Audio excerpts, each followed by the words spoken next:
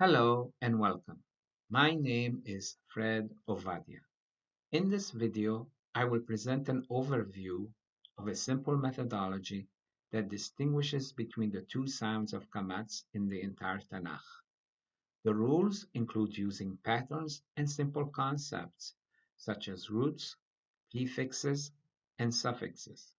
They do not rely on knowing the context or grammar.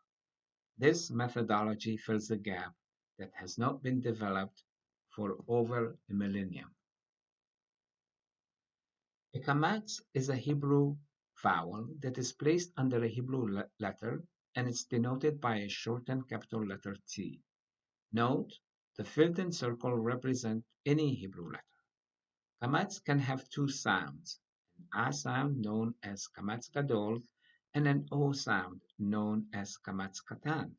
An example of Kamatz Gadol is the word bara, where there are two A sounds. An example of Kamatz Katan is the word kodshi, where there is one O sound. There is a general rule for Kamatz Katan that is difficult to apply for the novice Hebrew reader. The rule requires knowledge of Hebrew grammar and context in many cases. The methodology presented here is for novices as well as experts and does not require Hebrew grammar nor context. One only needs to know the root of the word, recognize some patterns, and some syllables. This chart provides a guideline for determining the root of a word. Remove any prefixes, suffixes, and infixes. Note, an infix is either a yod or a vav inserted between the second and third letter of the root. In most cases, there will be two or three letters remaining, and that is the root. Examples are shown here, and the red text is the root of the word. So we have the word le'ochla, ul-shomra, yadecha, and edom. Any letter prior to the root is a prefix, and any letter after the root is a suffix. So every letter can be a root letter. However, there are 12 letters that can only be root letters, but not be prefixes or suffixes or infixes. These 12 letters are Gimel, Dalet, Zayin, Chet, Tet, Samech, Ayin, Fe, Sadik, Kof, Resh, and Sin. The method used to differentiate between Kamatz Gadol and Kamatz Katan is to break up the problem into smaller parts, some of which have simple rules, and one part is for a new and innovative methodology. All the details are provided in my book, The As and Os in the Tanakh. Here is a picture of the front and back cover of my book. It's available on Amazon.com at a very reasonable price. Currently, it is available electronically and paperback, and in the near future, it will be available in hard copy. You can search in Amazon.com for my name or the title of my book, The As and Os in the Tanakh. This chart shows 8 parts addressing how to distinguish a Kamatz Katan O sound from a Kamatz Gadol A sound. On the left side are 4 parts that have simple known rules. These will not be discussed in this overview. On the right side are 4 parts. 2 parts have important patterns. One part is for words containing the accented syllable, a letter with Kamatz followed by a letter with Sheva, or for short, a Kamatz Sheva syllable. This, too, will not be discussed in this overview. The last part is where the methodology is mostly applied to words containing the unaccented Kamatz Sheva syllable. Further details are described in my book. Tanakhs are primarily based on either or both of two codices, known as the Aleppo Codex and the Leningrad Codex. Codex is an ancient manuscript book. There are some differences in spelling, vowels, and cantillation marks among the various Tanakhs. Alapopis Tanakh is a term I use in my book.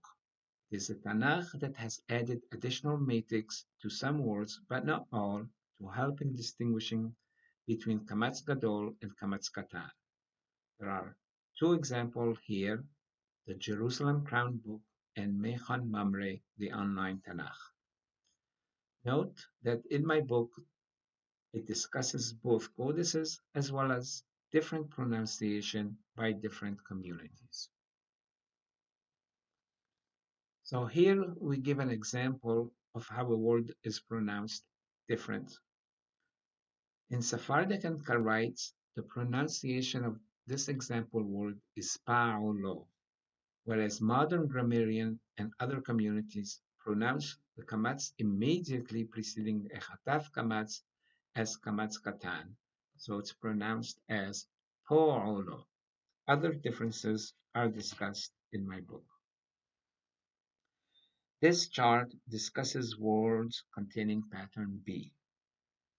Pattern B consists of four letters. The first is a letter with Kamatz, the second is a letter with Sheva, the third is a letter, and the fourth is a vowel U.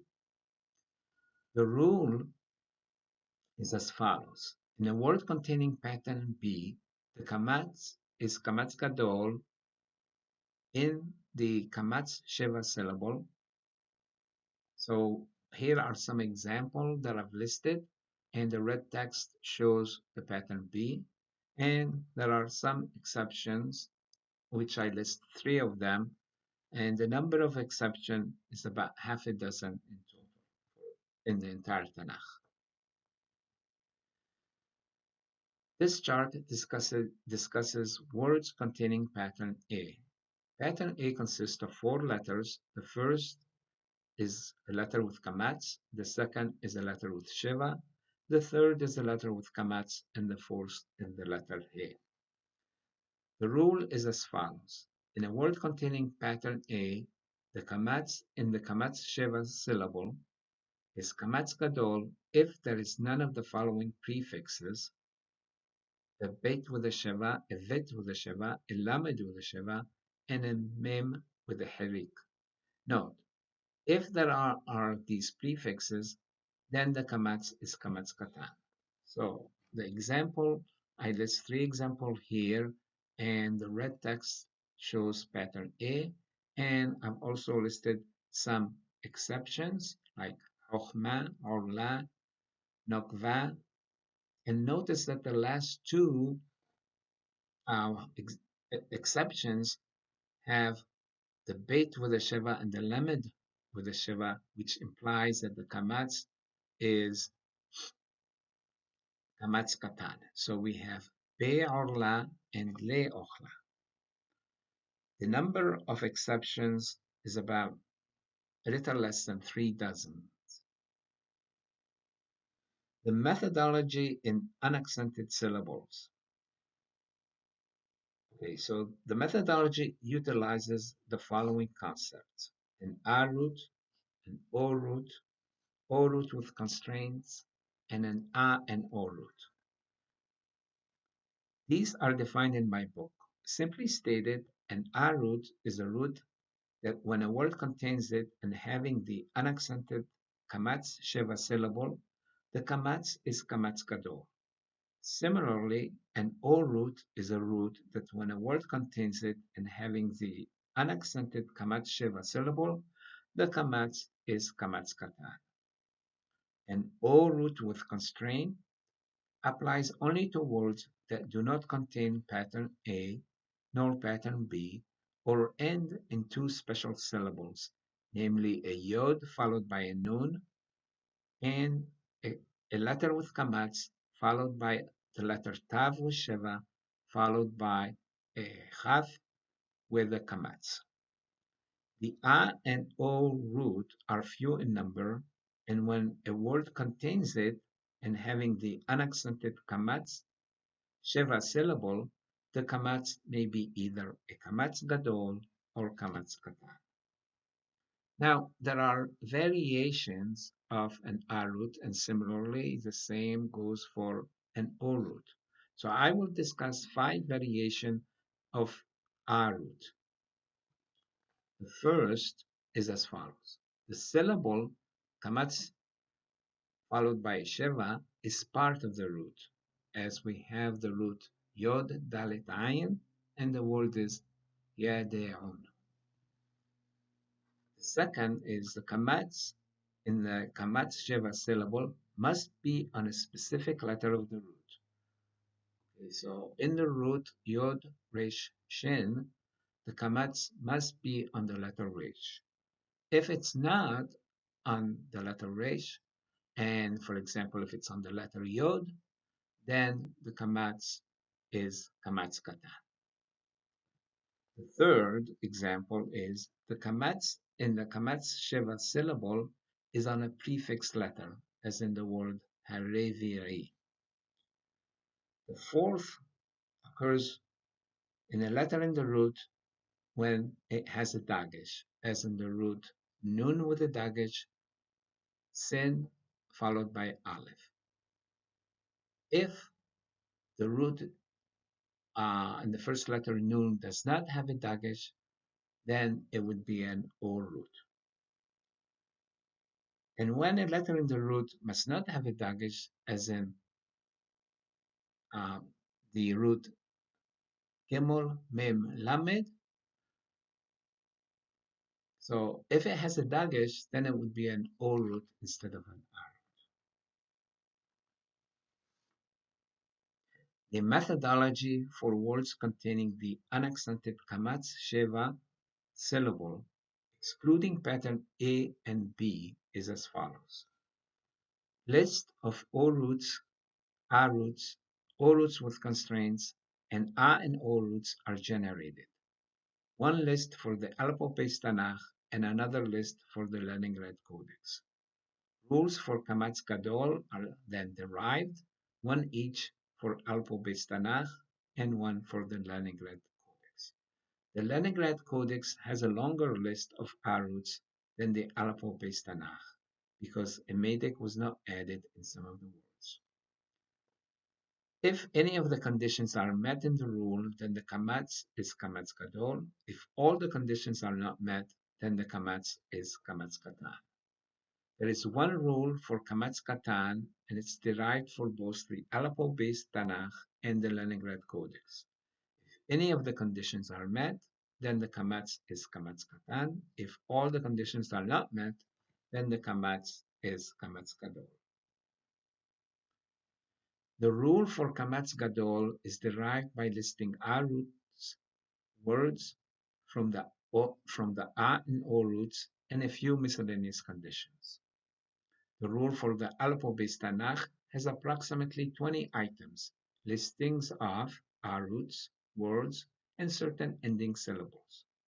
The rule for the Leningrad Codex has approximately 100 items, consisting of A roots, words, and certain syllables. The number of A roots is greater in this case because the Medek was not added to some of the words with the Kamatz Sheva syllables. Note that the words in the A roots in the rules are also broken up by the Torah and additional A roots for prophets and writings. Thus, the number of A roots in the Torah is fewer. The rule for Kamatz Katan is derived by listing O roots with constraints, proper names, and O words from the A and O roots, and some miscellaneous conditions. The rules for Kamatz Katan has approximately 200 items consisting of O roots with constraints, proper names, words, patterns, and some word ending syllables. Again, if you're only interested in the Torah, then the number of items that you have to know is fewer.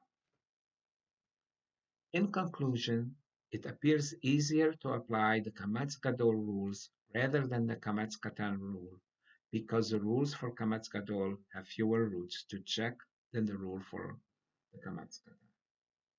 The Kamatz Gadol rule for the Aleppo-based Tanakh is very simple to apply, and if a word does not satisfy any of its conditions, then the word is Kamatz Katan. Thank you very much for listening.